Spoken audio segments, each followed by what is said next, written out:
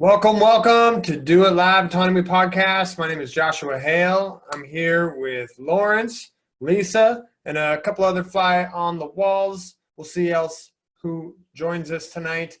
But I got a lot of cool things to cover. This week was pretty amazing. As I had expected, people are stepping up and sharing their wisdom and knowledge, and we're getting really great presentations popping up throughout the week from the students and guest speakers. There's more coming up. I got some little itty bitty clips from pieces throughout the week to go over. It's impossible to catch everything in here. FOMO is real and we all experience it. And that's why I really like this podcast, because we get to go over all the pieces, and you get to put information on your radar in order to go and check out the replay and absorb that knowledge for yourself. Lawrence, what was your favorite part this week? Oh man, there's a lot to choose from. FOMO is indeed real. It's a bit overwhelming in the server there at times. I was really stoked about Lisa Manfredi's presentation the other night. That information is of great interest to me and others, I'm sure. And I'm fascinated to see where it goes from in a couple of weeks. I've actually hoping to talk to her about something specific for myself and Candace. Just having some prior knowledge of how insurance works to a certain degree, but now it's clear that there was certain information withheld from us, probably because it was, to benefit the payout on the agent. So that was of particular interest. Tony Meyer's presentations are fantastic. I haven't caught everything in its entirety, but I really appreciate it.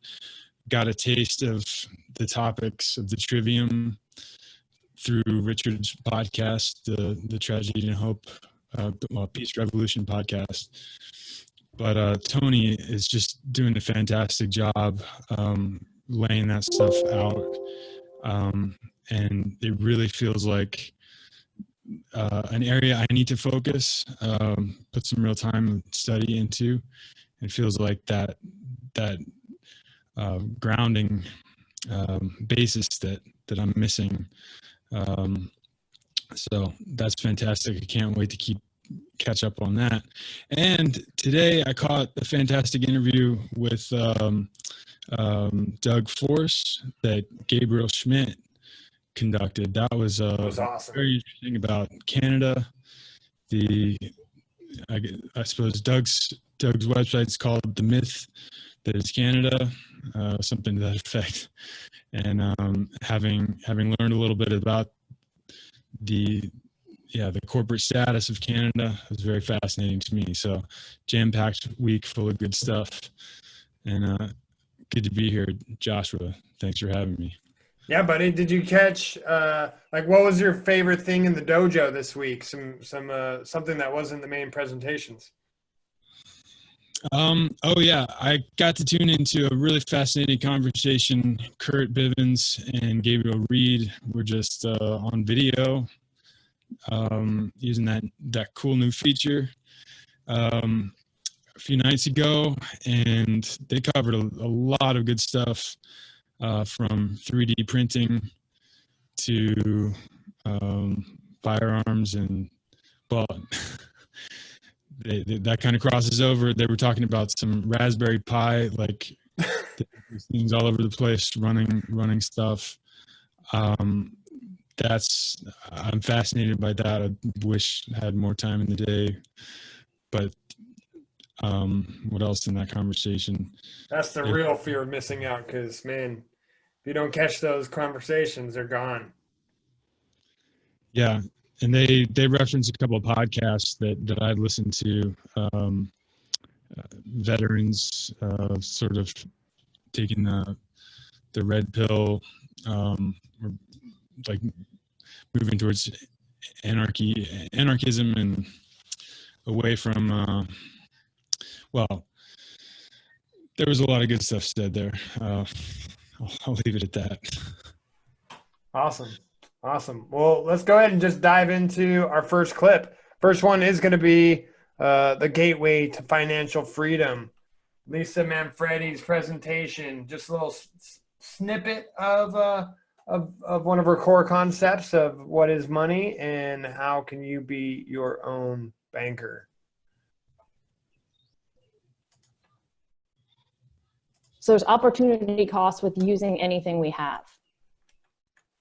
So if you look at that compound curve, that's what we're looking for. We want our money to compound over time. One interruption in compounding can bring us far from where we want to go. The goal is to use compounding to our advantage and to leverage our money. So what I want to end up talking about is creating our own banking system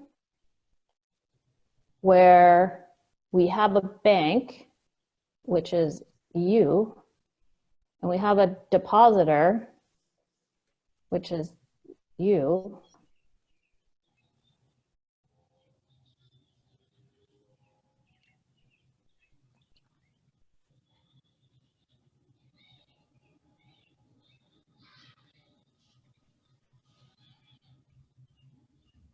And we have a borrower, which is you, and we have an owner, which is you.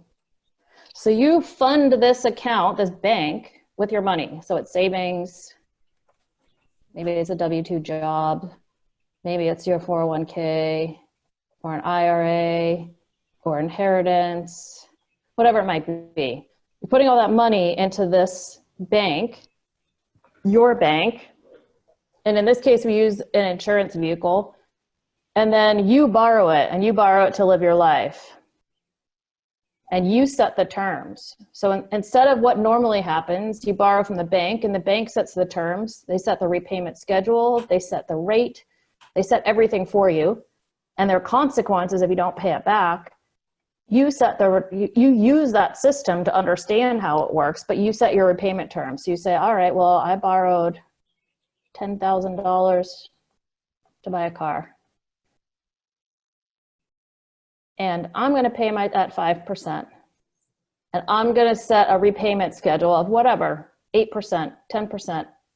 And you pay yourself back at a higher percentage rate. And you start accumulating more money in your account. And who benefits from that accumulation, from that extra interest? Oh man, that stuff is juicy. So I got to have a conversation with Lisa Manfredi and my in-laws and my wife last week, and we got to kind of share our current situation. My wife and I are both business owners, and we're starting to generate an income. My in-laws are retired, and just had a really great conversation with Lisa, exploring these concepts literally for the first time. I've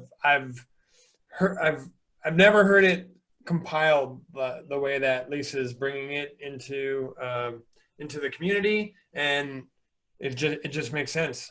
I could never comprehend how working 40 hours a week, 50 hours a week and I was living paycheck to paycheck that way my whole adult life, how people were wealthy and able to make money because they had money. I didn't understand how you would ever get there. And so it's really great to see Lisa's system and making it available to anyone who has some financial responsibility going on. And so I have a meeting with her partner coming up in the next week, and I'm really looking forward to getting a system operational with my wife and I, and then helping out my in-laws figure out how to maximize their retirement and also transfer legacy wealth down to the kids without the government getting 50% of that. Pretty awesome. So Lisa Manfredi is giving a presentation each week in Autonomy, going over what is money. What are some upcoming topics? Lisa, are you able to unmute? Yeah. I'd like to talk about some relevant things like really understanding inflation, because inflation could be a big deal coming up, and in general it impacts us. So it helps us understand what we'll need in the future and what does our qualified plan, our 401k actually mean. Can we start calculating that? It's kind of hard to do. I also really want to cover a lot on qualified plans, because a lot of people have contributed to 401ks or grandparents to 529 plans for kids, IRAs, and it would be great for everyone to understand what they have so then they can make more informed choices. So I think those are the two biggest ones coming up, but I also will talk about legacy wealth, making life funds for children. Right now, the only option is a university college fund, the 529 plan through the government. So what are the alternatives? How to pay off debt with a life insurance plan, and how to just utilize it in general in life. So got a lot of topics. I think you know, but I just want to say how valuable this information is compared to the typical, rat race that everyone's born into and not told about, like the full terrain of what we're living and putting our energy into. That's awesome. I mean, my goal is for everyone to be financially free and to start talking about money, because if we're not talking about money, then we don't have our minds wrapped around it, and then we don't have power over it. So I think it's a great conversation to have. Awesome. Well, I look forward to next week's presentation. We did have a double booking at that time, so I bumped you up an hour, and you can take it however you want from there. Okay, thanks. Awesome. Rod, what up, man? Thanks for coming on camera. How's it going? Pretty good. How you doing, Joshua? I'm doing well. Did you catch Lisa's presentation this week? I caught a presentation on Wednesday and had a meeting with her Friday. Nice. Taking action. Nice. Yeah, that's definitely one of the definitely something that we need. We all feel like we need a little coaching and understanding on. So we have to set up a meeting with her partner sometime this week. So yeah, this is something that we definitely hopped on immediately. And me and my fiance was like, this, with everything else in autonomy, but just this alone is worth, the price of admission, right? So. Boom. Yeah, you can't be free if you're a slave to the paycheck, huh? Yeah, that's really awesome to hear. Thanks, Rod. Yeah, no, thank you. But no, I caught that this week. I missed the Trivium talk. I was thinking of Rich's voice is always in my head now, and it's like, what does he say about you got to make choices? And I was like, I can't catch the Trivium talk because I can't really dedicate the time to the Trivium right now, with everything else going on. So I missed that. I did catch I'm compressing it right now, so I'll have it uploaded tonight after the podcast. Perfect. Maybe I can catch it this weekend. I did catch Gabriel's talk today. Man, yeah, I got another clip of that too. I'm excited to talk about that too because I was really blown away. His talk's always great, and then yesterday the dojo room kind of took my whole morning/afternoon. You caught that? Can you give us a summary for those that weren't able to be in there? Yeah, it was. I don't know how it started, but I know I hopped in and we were talking about a little bit about Grand Tartary and historical chronology and like what is verifiable, what isn't verifiable, about history and things like that. So I thought that was a really good conversation to have to kind of see two, I wouldn't say opposing viewpoints, but just two different viewpoints. And was it civil? Was there name calling? Was anybody using capital letters? We weren't calling each other names, there was name calling, but it wasn't towards, the participants, let's say. Nice. But no, it was a good conversation. You know, when we got to, come to a good understanding of kind of there needs to be something done instead of just, not complaining about it, but just talking about it, and we can, like Gabriel suggested, are taking these things to court, and even if nothing happens officially, at least it's on the court records now. Start suing, and eventually, build a case, that kind of thing. So, yeah, it was a great talk. Like I said, I started cooking at maybe 11 or 12, and I was on the dodo till like 4 or 5. So it was, Wow, nice. All day. It was all day. Did you get any like integration exercises done this week? Any? Yeah, I got a chance to do one with Damien, and I was supposed to have another one, but the scheduling kind of didn't work out. So did you pull together an argument? What were you doing? Oh no, this one was sales call. Oh, so, nice. Yeah, how did that go? It went well. Especially not having any prompts or anything, and come to find out that's the point, to not have any prompts.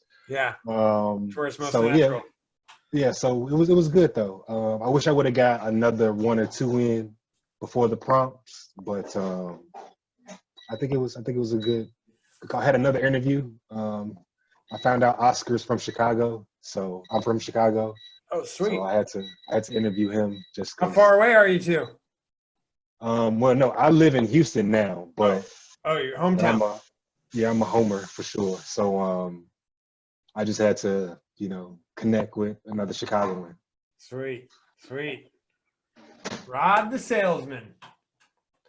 All right, next I'm going to play a clip of Tony Myers presenting general grammar of the Trivium. All represent discrete units of information for later subjection to logic. And so those are very simple examples. Again, this is how we apply words to the categories of existence, and what can be predicated or said of those categories as substances in existence, as subjects in existence. The trivium method is an externalization of the processes by which the mind works and comes to understand the world. It represents a continual process of discovery and learning. General grammar is the first stage in this process, organizing thoughts into discrete units of data. We're going to come back to this. Again, I want to make better examples, but I'm using sort of simple terminology here, simple statements really. We're going to take this and subject it to deductive and inductive processes next week, and show how you can take discrete units of information, and more particularly deduction in this case, and show how you can find general conclusions or truths from the various things we experience in our reality, the various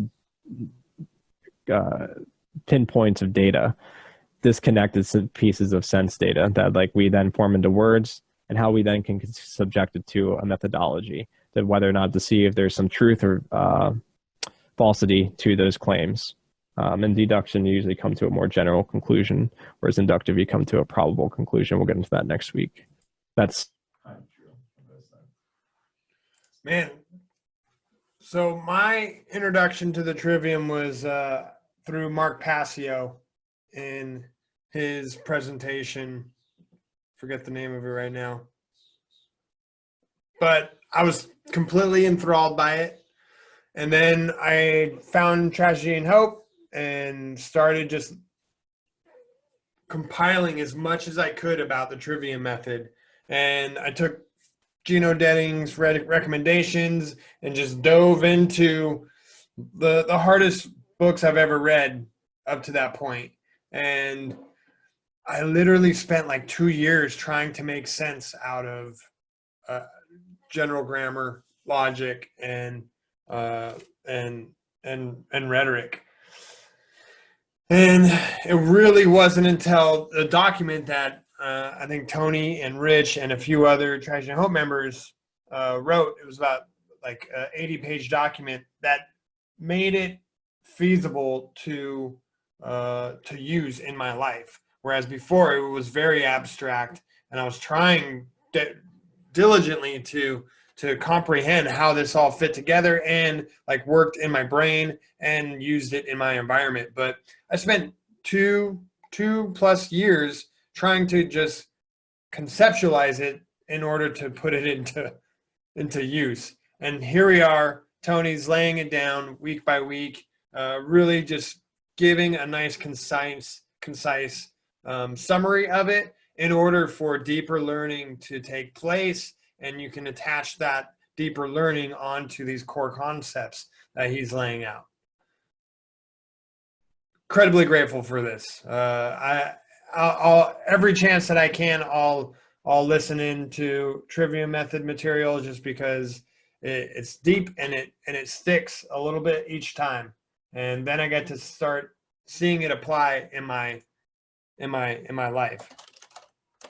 Anyone else either get to catch that or what they're looking forward to in the upcoming Trivium presentations?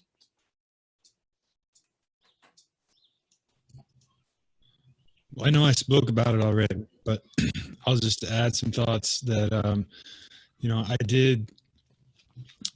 My parents always talked about a liberal arts education, my mom especially.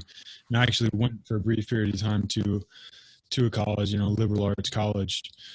And much of my education was, at pretty good schools where I suppose this was the foundation of the tradition, but I never got it distilled down the way it's being presented, which is very helpful. And I also, I really resonated with Tony. I think it was from the first week, but mentioning how much he enjoyed studying Italian and learning a language and that process, and how it can be applied. You apply it back to the English language, which we learn just naturally to a certain degree. We learn, from our parents, from listening, repeating. But when you apply the method, say you would in learning Italian, back to your own native tongue, it sort of helps open some things up. So.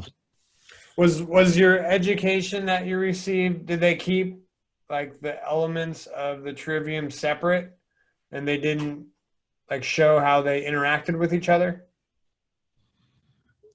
I would say so, yes. I went to a grade school, private school for grade school, and took French, from fourth grade through 8th grade, and then Latin through 7th and 8th grade, I believe. And, we had a music class. Obviously that'd be getting into quadrivium. But yeah, it was all disconnected, put in their own separate boxes, and, go from one class to the other, and not too many connections being made that I can recall, tying those things together. How much Latin do you still retain? Basics. Yeah. No, I don't. There's nothing I can. Did it help with the kind of configuration of your brain of being able to kind of like hone in on the roots of language? Recognizing and other languages. So my mom speaks fluent Spanish. She studied it when she was young and taught in Bogota, Colombia for a year back in the 70s. So she would speak to me in Spanish when I was growing up, like at a very early age. And after I quit AP Latin in high school, my junior year, to take Spanish 1, because I thought maybe it'd be more practical. I don't know. I kind of wish I'd stuck with AP Latin, but I took 2 years of Spanish, and then after graduation, went down to Guatemala and lived down there for 3 months by myself, just to immerse myself in the language. But it most definitely, Latin helped continues to help. Just recognizing a lot of root and sort of similar words, and even languages I don't understand. Like I recognize, I'd love to study more languages and make those connections through the root sounds and old original languages. Cool. Very cool. Well, we got Tony going to be popping on next week for Logic. We just started a Logic room in the dojo where we'll be able to share resources, and I imagine I hope to be participating in some like Logic exercises, because from Peikoff's presentation, I really love the beginning, and I'll probably listen to that periodically throughout my life. But then once he started getting into the like A, B, C logic, it was really hard to like visualize and conceptualize just through audio. So I really hope to be able to just get some more practice with applying logic. And just so you know, that's not the practical part. Like that's a part that I would say there's like 1% of times in life you might need that thinking. Yeah. It's not really necessary. Like seriously, there's a lot of parts of his lecture that are like easily graspable and implementable, but that where you have to write out those notes, nobody's going through that, dude. Nobody cares, right? So just keep it to the simple existence exists. What are we talking about? What are the basis of people's arguments? What are they really trying to say? You know, and how to refine your own thinking, and don't get lost in the minutia of all those trying to like write out those equations, because it's not going to get you anywhere. It's not going to get you paid. It's not going to keep your rent getting paid, for sure. Nobody's paying for that. Then perhaps what I'm looking for is probably more practice in deductive and yeah. So yeah, to like break down like an email or and follow that chain of logic and figure out where in it's broken. All right. So first off, regarding Peikoff's lecture series, the first 3 or 4 lectures are really the mainstay, and you could listen to those several times and really just soak it in. The effective use of that type of thing, external to you, is here's an article. The article is made up of declarative sentences. You break down each sentence to find out if that sentence is true. So you're not taking the whole article, is this true or false? You break it down by what definitions are they using? What do they mean in this sentence? All right. Clearly this sentence is deceptive, so we're going to highlight it. And then if the whole article ends up being like highlighted red, then it's not really something you want to take as like, you know, going forward. So it basically says caveat emptor, you are the reader. And my saying is that literacy is a form of slavery until a method of critical thinking is practiced by the reader. So you're reading, you're internalizing. Everyone thinks everything they read is true, especially if it's printed in the media. New York Times said it must be true. So learning how to analyze each sentence step by step, and sometimes you got to look up words. But they're using a dictionary. What dictionary does the New York Times use? What, you know, format? They have certain things that they use as far as footnotes and these sort of things. Learn to read their system, and then you can analyze. And the same thing, somebody makes a claim to you verbally, they are doing the same thing. Declarative sentence, and your brain should be going through and checking each one. Is that true? Is that true? Because they could say a bunch of true things and connect them together that's not logical. That goes on out there too. So it's not just truth, but do the truths fit together? And are there contradictions? And if there are contradictions, what are they? Why do they appear to be contradictions? Because they really don't exist in reality.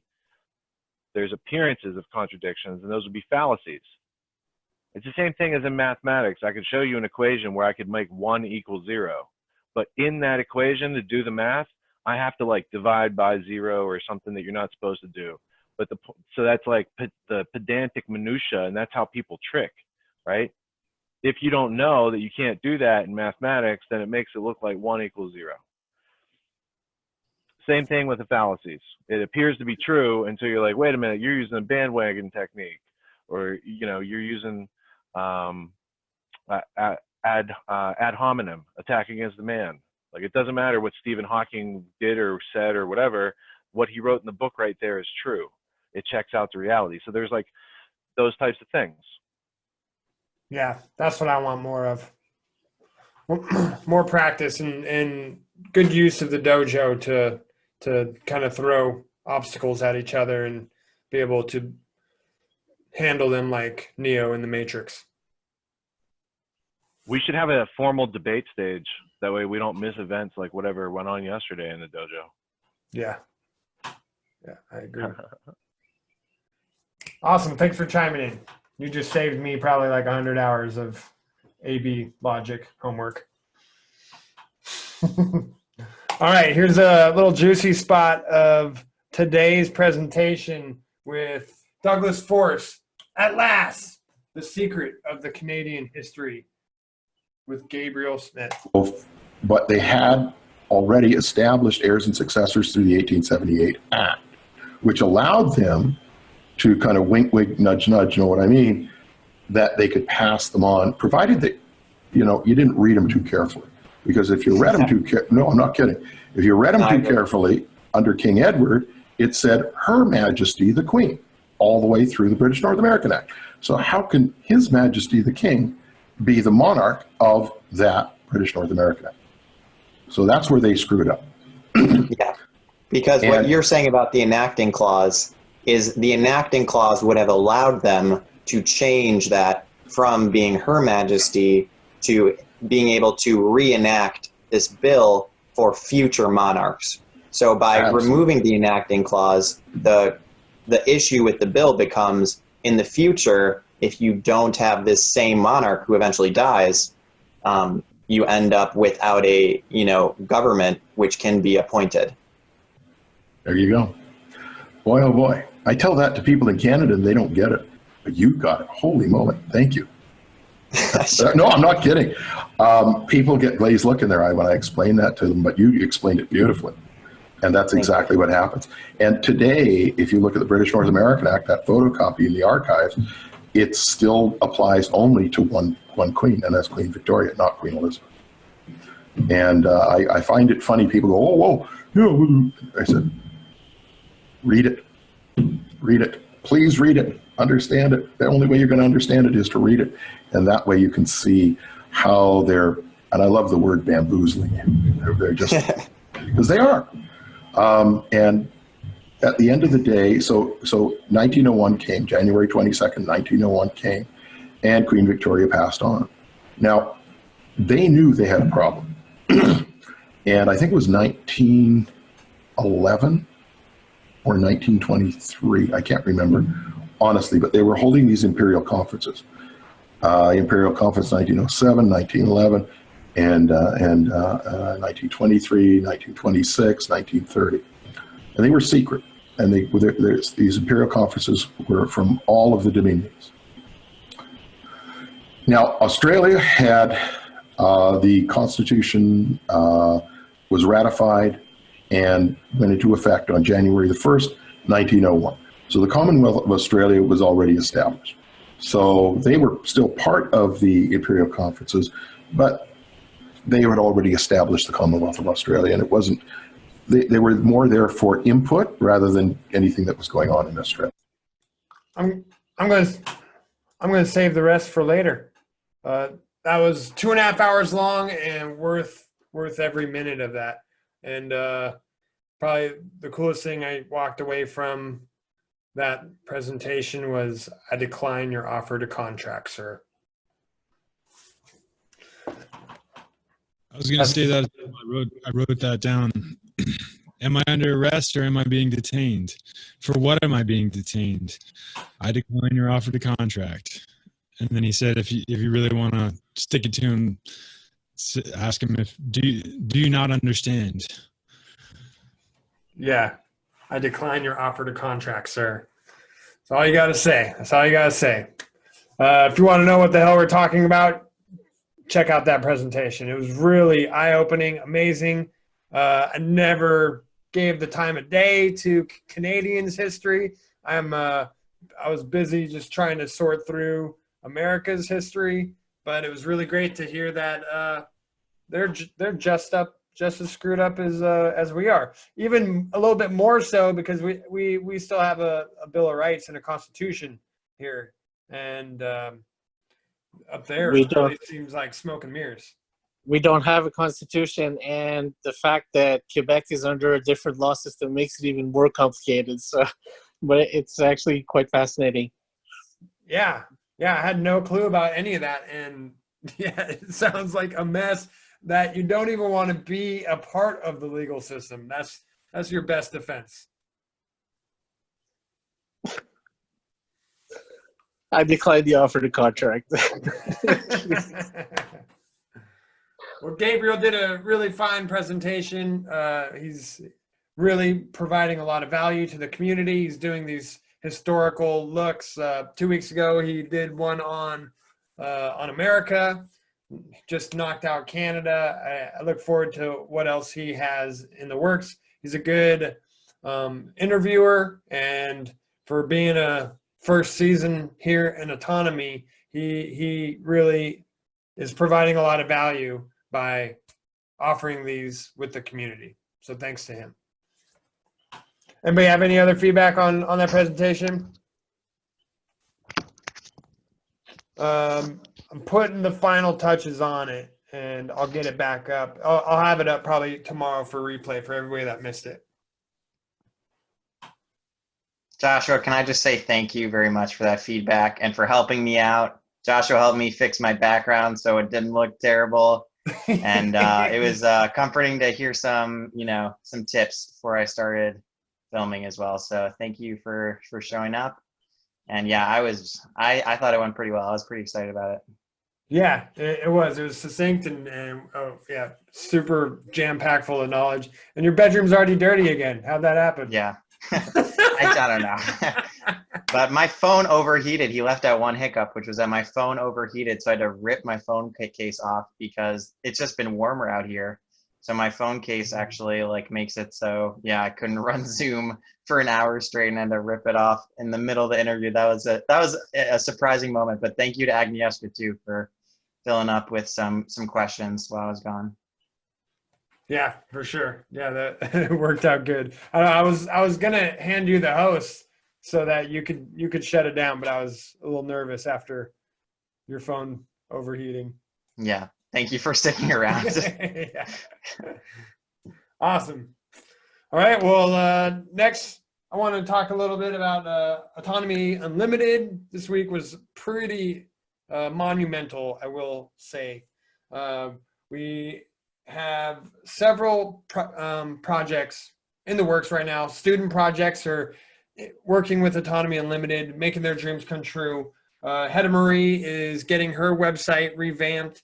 She's working on it with our direction.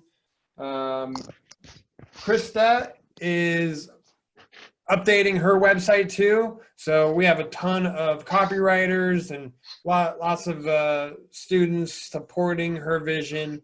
And we're going to be giving her a brand new website and helping her streamline her business so that she can provide the services to her audience. Looking forward to that. Bad Naric's lead magnet, 6 Rights You Did Not Know You Have, is about to be released. Look for that in the next coming days. It will be up on his website. All you do is jump there, badnaric.org, and look for the pop-up, put in your email, and that PDF will be delivered to you. And then Bad Naric's going to be presenting the Constitution course. We're still tallying up the polls on which name we're going to be calling it. And right now, Matt from Australia is helping Bad Naric with his slide graphics. So we decided to push it back a week just to make sure Matt had enough time to really make that presentation snap. But that's going to be a good, probably 8 or 10 week presentation of Bad Naric giving his long form presentation on the Constitution. Thanks for the Gabriel, do you mean to be on unmuted? Oh my gosh, I'm sorry. No problem. I enjoyed the climax of that. All right, and also we brought on Homer. Homer's a Autonomy Season 3 student. He owns Convergent Wealth, and we just worked out an agreement to help him out with lead generation for his business. That was an amazing opportunity. I was being coached on my sales experience, or on my sales skills. We had Igor on the call. He was giving me great feedback, and Lisa and Rich were there coaching me as well. And I was able to kind of step up my sales to a whole new level, work out a great onboarding process for new clients. And we're really excited to be able to help Homer with his business, because we're gonna knock that thing out of the park, and I'm excited to be a part of that. We actually hit, Autonomy Unlimited. We changed on the website our intake form to a waiting list, because all the freelancers are pretty busy right now. And instead of continuing to overwhelm them with new business, going to give them a little bit of a breather, going to make sure that all our systems are operational at this level of business, and then look for how do we continue to grow and expand our systems and our team. So Autonomy students out there looking for new apprentices and looking for freelancers with skills to be able to provide those skills to our clients and community. Next up, we got Friday night's lecture.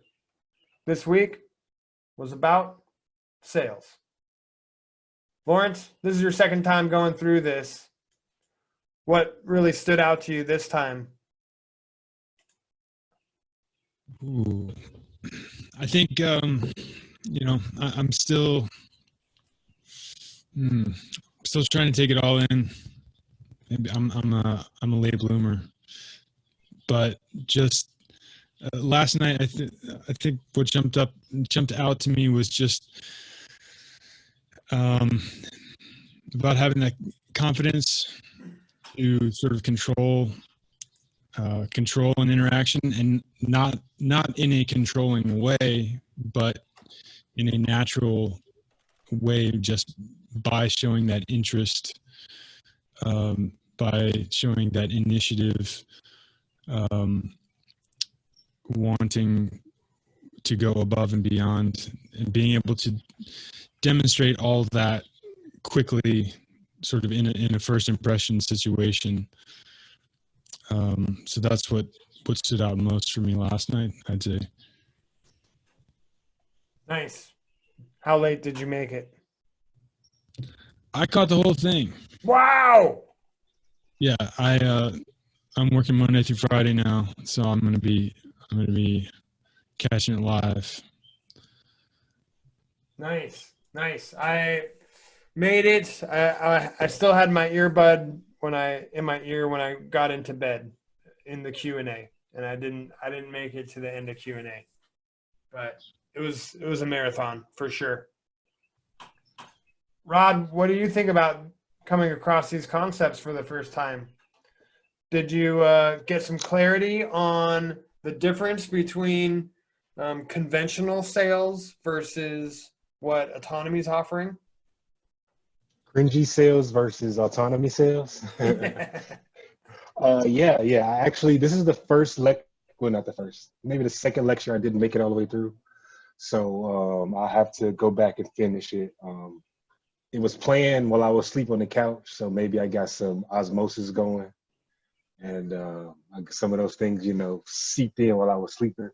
But no, I'm just getting mostly that you want to be not amazing, but you want to be a great listener and solve a problem. Like that's all you really want to do, essentially. Listen well and then solve the problem. And as well as that, but also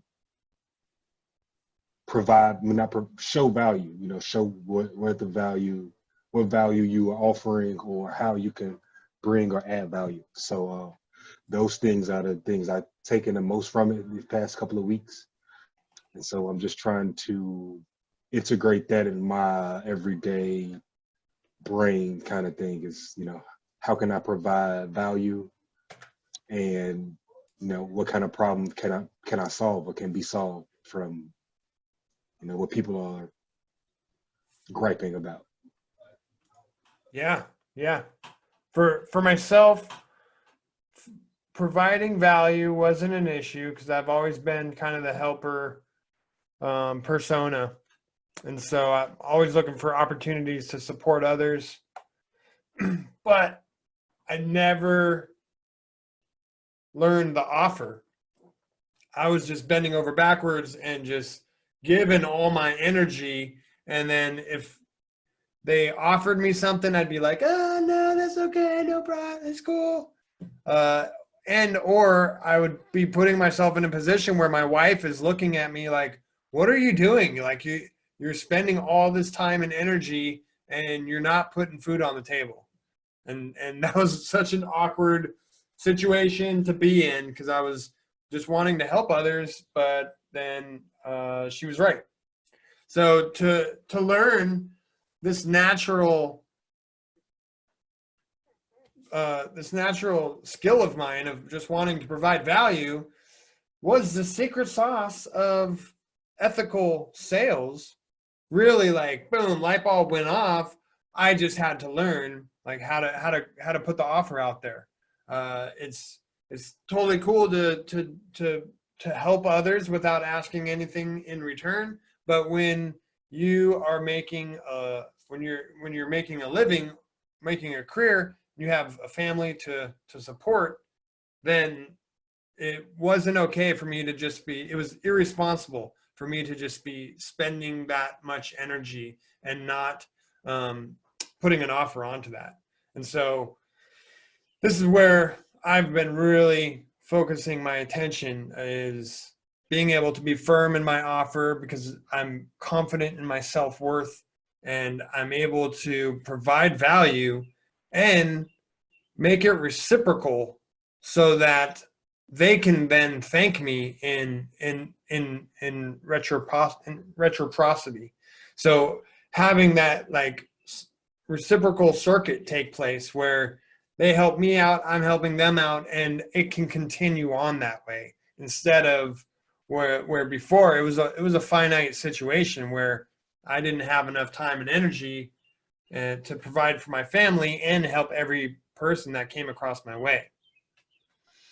And it's funny you say that, Joshua, because we were talking earlier, right before Gabriel's meeting, and we were talking about Divvy and how I like pay for it out of pocket. And he was like, you should have put that cost on your client. And I was like, yeah, I should have, so it's definitely a learning process. Yeah, for sure. And yeah, the business, creating a business is so fascinating because it shouldn't be taking more away from you than it's giving to you, like ever. And so to be looking for those opportunities, it should, in order for it to be a sustainable endeavor, it should be adding more than it's taking away. And so then you get to look for those opportunities, and it's not how do I take advantage of others so that I'm making out more than they are.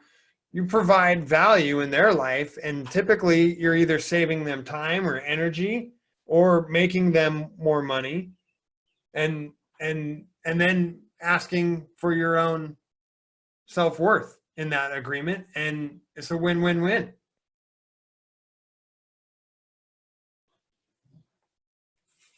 Well, I'm really looking forward to our exercises this week. I do want to put one or two on my schedule. So anybody hearing this, Rod, if you want some more experience, I'd love to do a sales call this week. Cool. Sure, I'll put something on your you have the Calendly? Yeah. I'll throw my link at you. Get it on the calendar, and it will happen. If it's not on the calendar, it's not. Let me tell you, it's not going to happen. Bet. Gotcha. Well, cool. Anything else happened this week that you guys want to discuss? Have questions about? I forgot to mention the highlight of my week. I got invited by Agnieszka to observe her Toastmasters meeting on Thursday. That was pretty cool. Online, I'm guessing? Yes. Cool, cool. That your first inside look Can we watch? at Toastmasters? Yeah, can we watch it? You got a tape of it? Somebody, no, they didn't. It looks like they recorded just parts of it. Agnieszka gave a speech and a toast. She toasted educators, and it was well played because, it was generally a group perhaps without the same insight or opinion of educators generally that we might have around autonomy. But that was very cool, getting to see the lay of the land of a Toastmasters meeting, and extra cool to see Agnieszka in that environment. So thank you, Agnieszka. So was the camera staying on? Did you get to see the structure and how they formulated the meetings and how each person had different roles throughout?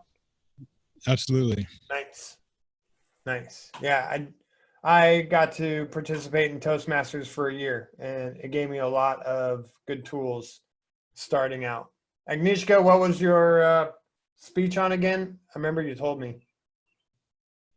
You're muted. No audio. My speech was on autonomy. Oh, that's right. Tell us all about it. The toast and reply, because they assigned me a toast and reply before my speech. Yeah, what's that mean? Toast and reply, this guy wanted us to thank the frontline workers and teachers, blah, blah, blah, because they're sacrificing themselves. And so what I did is I said, I'm going to raise a glass to teachers, but not all teachers. These special teachers that go above and beyond, the teachers that go reach into your heart and bring out your spark, the teachers that you feel stronger after being with, than and you don't feel weaker, you feel stronger after they teach you, and I put all of these criteria, and then I'm like, those are the teachers I'm toasting. Those guys. And so I complied with it, but in the proper Toastmasters fashion, I kind of, said, yeah. And how did you define autonomy? I imagine the lecture or the speech wasn't about the course autonomy. No. About how valuable autonomy is. Where are my notes from the speech? It was about. No, I don't know. It was about how you need to become autonomous in this world because you don't know what's going to happen. You don't know if the economy is going to crash or if there's not going to be food shortages or whatever, and the one way you can do that is to practice your own autonomy, because it only takes 20 hours to learn a skill, and if you're just sitting on your ass and watching Netflix, you're not really getting anywhere ahead in life. And if you're just victim to society, it's not going to work either. But I was much more eloquent than this. You get a standing ovation? No, but I got spanked because I didn't finish perfectly, even though there was the speech was really good. The ending wasn't perfect. And because I'm a veteran, I got my grading me is up here, not down here. And so I was told that my ending was better. And then they picked up my piece of paper. I'm like, this was my real ending. And she's like, okay, that's better. That's what I was expecting. Because I did a squirrel moment where, because I haven't spoken for so long, I was doing well and I was eloquent and everything was going well. And then suddenly I panicked. I was like, I don't know what to do. I don't know how to end. And then I just repeated the line and I run away, right? Oh, shoot. And then she totally called me on it. She was like, yeah, no, that's not how we end. And in conclusion, what is that? In conclusion. Who says in conclusion, she says. I'm like, and then in the evaluation, she said, I've never heard Agnieszka say in conclusion before. I don't know what happened to it. That's funny. So it was funny. Did you end up with a recording? I'd love to see it. No. I was supposed to, and I didn't tell the lady to, and then I didn't, and shit happened. Okay. In the future, I might. But the whole meeting cannot be recorded because law, and it's too complicated to get permissions from everybody because it's a charitable organization, blah, blah, blah. Yeah. I saw there was somebody recording. I think her name was Shelley. Maria's speech. She was only recording like Maria's speech, that little tiny portion, because she had specific permission for it or a specific request. I could have done it, but I didn't. I missed out. Yeah. Well, cool. Well, how is it from speaking live in front of an audience versus Zoom? Was there still that pressure that's applied in Toastmasters, or was it pretty much more manageable? The pressure was the fact that there were like 10 people who've been in Toastmasters for 30 years plus watching me and evaluating me and sending me messages afterwards telling me how I did on the speech. Mm-hmm. So that didn't really change because it was still the same guys, and those guys have a really high quality bar. Like they're not like even other Toastmasters club, they're like here, and these guys are like real veterans. It's good though, right? Yeah, bare knuckle feedback. So no different. Oh yeah, they don't pull. Actually, I was accusing them of being sissies because I broke the rules during the business meeting on purpose, just so that I could get in trouble. And nobody gave me trouble for it. And I'm like, what kind of a club is this? How did I leave? So now their priority is to get me back in through like remote. So Were they counting your challenge them to be better? Were they counting your filler words? Oh yeah, absolutely. How many did you do? What, 5-minute speech? I don't think I had any. What? Impossible. Did I have some, Lawrence? She didn't say my name. Not noticeable. Do you remember? I don't think she said my name at all. Like I didn't come up on the. She was talking about other people. I don't remember, or maybe. Nice. I think I got a couple, but you know. What? I wasn't counting. No, but there was a lady who was counting, and at the end she did a report, and she told everybody who did filler words. She like talked about them. I don't think she talked about me, so I don't think I had any filler words, or maybe just one or two.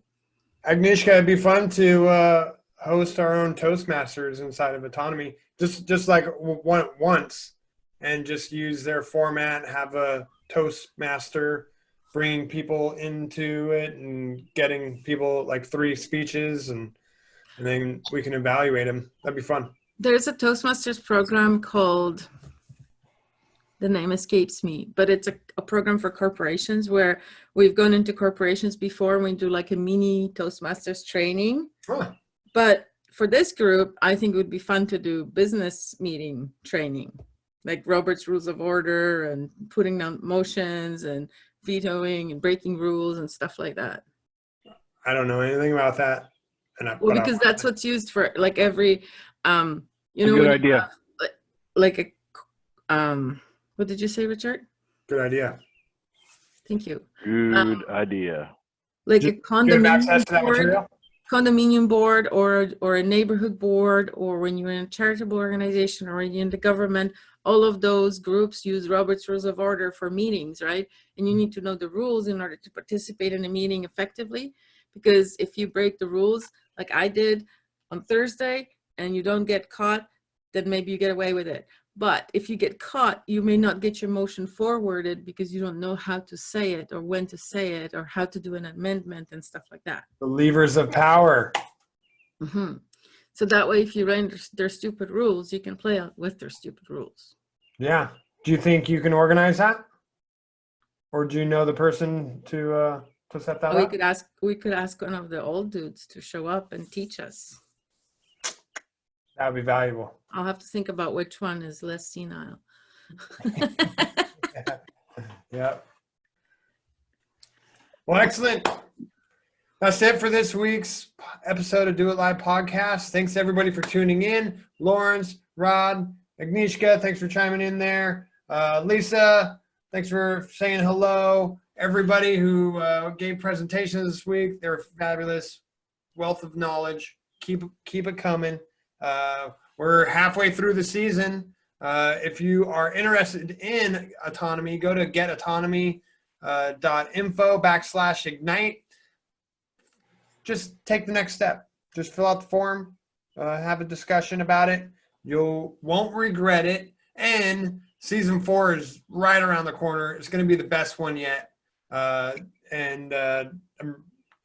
not even going to get into the details. Just do it. Just do it. Tell whoever you talk to that any of us sent you there, and we really look forward to you joining the community. Subscribe, hit that bell, and make sure to tune in next week for the next episode of Do It Live podcast. Everybody on the call, let's just hop on over to the clubhouse, and we can continue talking there. Wait. I want to mention we should Eric? let the new kids in to the clubhouse now. Oh, They're ready for the clubhouse. it's true. Okay. Thanks, Eric. Talk to you guys soon. All right, bye. Bye.